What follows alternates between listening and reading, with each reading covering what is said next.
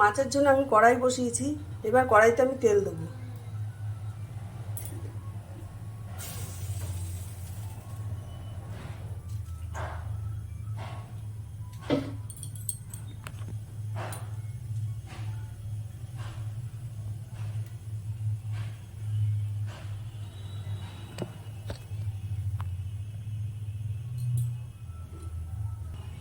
এবার আমি মাছগুলো দেবো।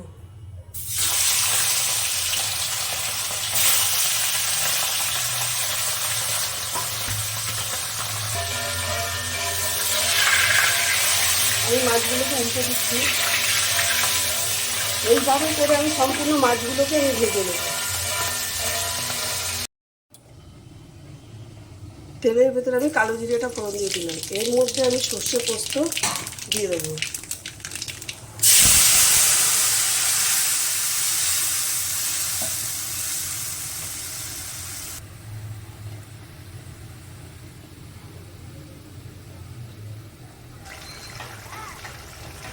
মশলাটা আমার হয়ে গেছে। এবার এক এক করে মাছ আমি দিয়ে দেবো।